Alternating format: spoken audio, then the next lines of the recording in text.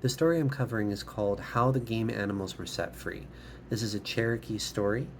Um, it basically is the story of how the mistake of two boys is the reason we have to hunt for food.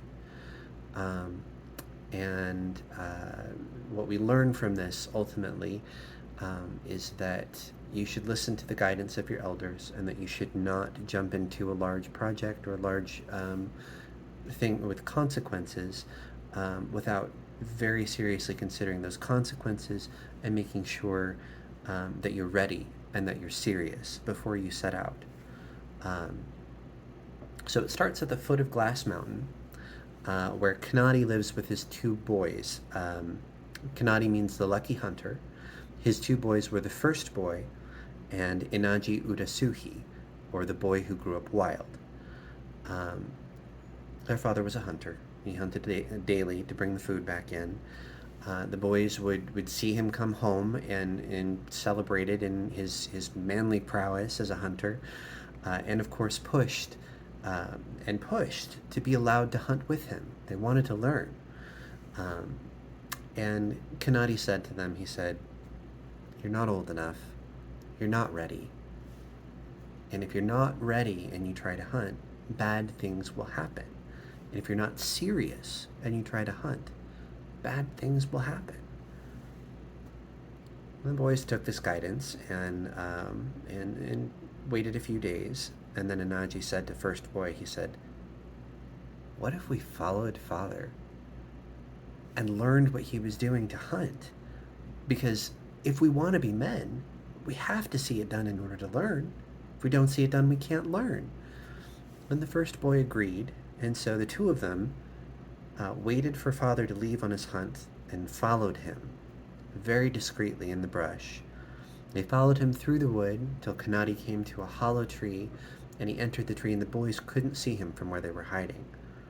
And Naji said to first boy, he said, "Let me go ahead and see what I can see, and I'll come back and report to you what happens." And so he turned into a sparrow, and he flew up, and he landed on a nearby tree branch, and he watched Kanadi pull from the hollow of the tree a package wrapped in deer hide. And he opened the package, and in the package was a long crooked stick, uh, a string with a long string, and a series of goose feathers were in there as well.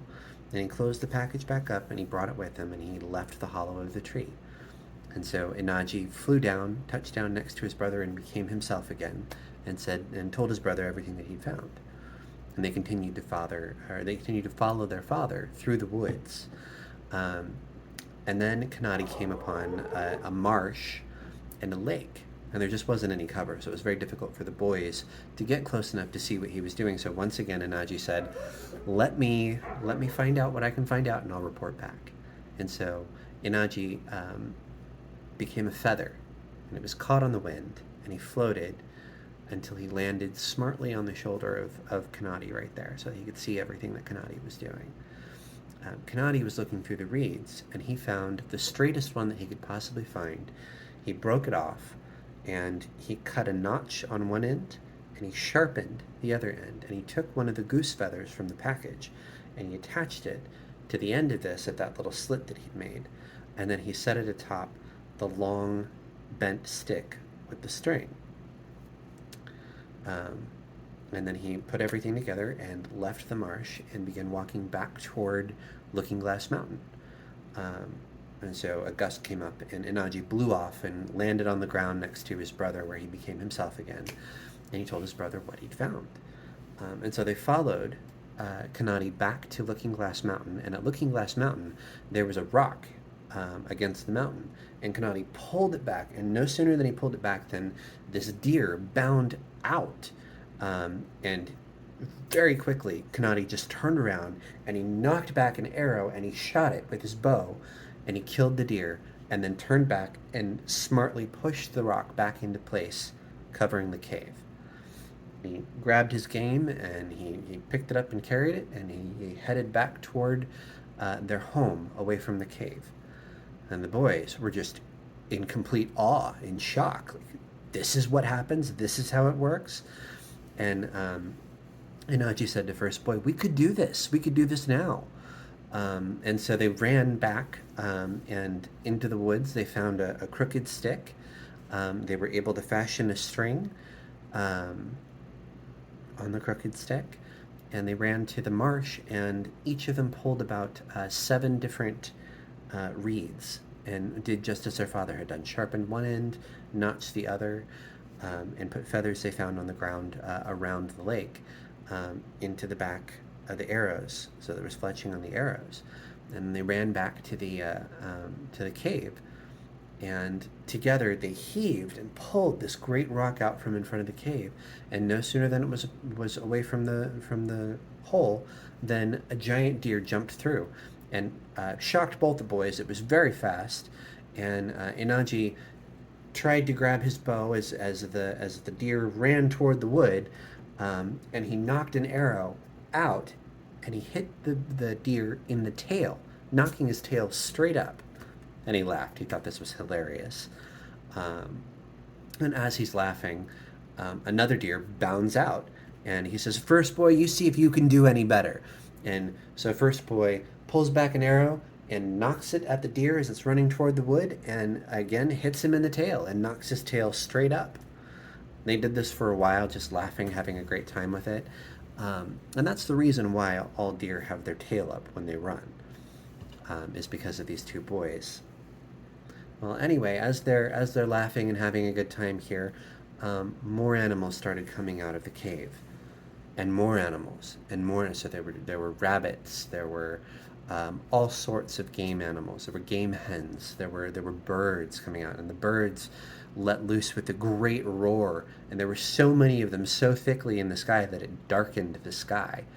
And the boys were terrified. They tried to push the rock back into place. They heaved, and nothing they could do would get that rock back in place.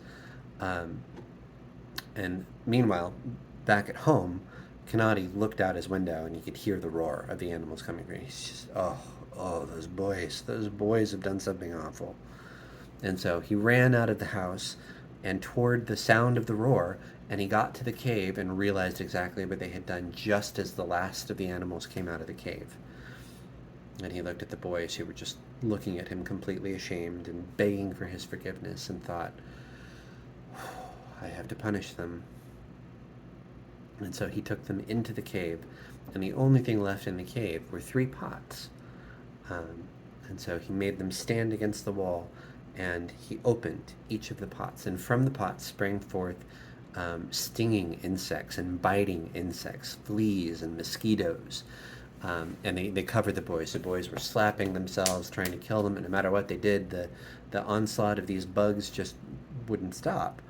And finally, Kanadi decided they'd had enough, and he went to remove the lids again to put the bugs back into the pots, but the bugs were having none of it, and flew right out the open cave, and into the woods and into the fields. And so that is why we have to hunt to get food, is because of the mistake these boys made, and their punishment is why we have mosquitoes and fleas and ticks and other biting insects that are out there.